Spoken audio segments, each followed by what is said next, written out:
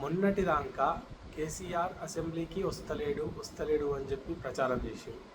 ఇప్పుడు కేసీఆర్ అసెంబ్లీకి వస్తుండడంతో గుండెల్లో భూకంపాలు బద్దలైపోతున్నట్టున్నాయి.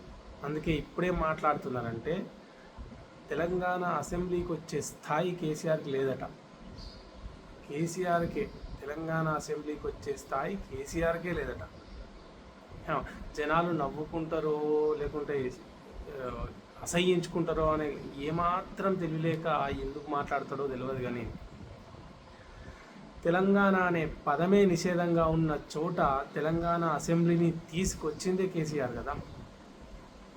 ఆయన తెచ్చిన రాష్ట్రానికి నువ్వు వచ్చిన ముఖ్యమంత్రివి కదా. తెలంగాణ రాష్ట్రం రావడం వల్లనే మంత్రివి కూడా కానీ నువ్వు ముఖ్యమంత్రి అయినావు కదా. కేసీఆరే లేకుంటే తెలంగాణ ఎక్కడిది, తెలంగాణ అసెంబ్లీ ఎక్కడిది, నువ్వు ముఖ్యమంత్రి ఎక్కడయ్యేటోనివి, నీ రాజకీయ భవిష్యత్తు ఎక్కడుండేది?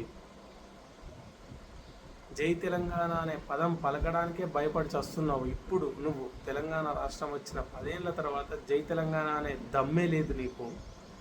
అసొంటిది ఒకప్పుడు ఆ పదం నిషేధ పదంగా ఉన్న చోట ఒక్కడిగా మొదలై లక్షలుగా ఎదిగి 14 ఏళ్ల సుదీర్ఘ పోరాటం చేసి చావు నోట్లో తలబెట్టి ఈ రాష్ట్రం తెచ్చిన వ్యక్తి ఆయనకే తెలంగాణ అసెంబ్లీకి వచ్చే స్థాయి లేదని అంటున్నావంటే కాంగ్రెస్ వాళ్ళు కూడా నవ్వుకుంటున్నారు నువ్వు మాట్లాడే మాటలకు. మీ సొంత పార్టీ కాంగ్రెస్ వాళ్ళు కూడా పగలబడి కిందబడి బొర్లుకుంటా నవ్వుకుంటున్నారు.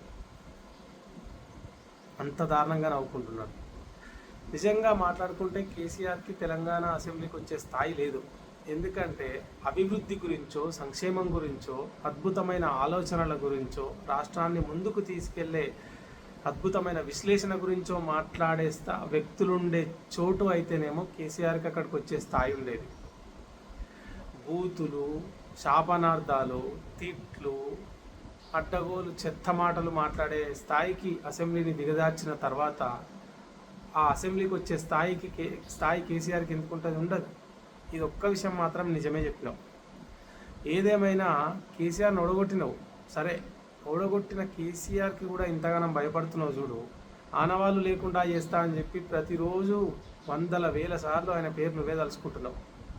జనాలకు అర్థమైపోయింది, నీకు కూడా తొందరలోనే అర్థమవుతుంది.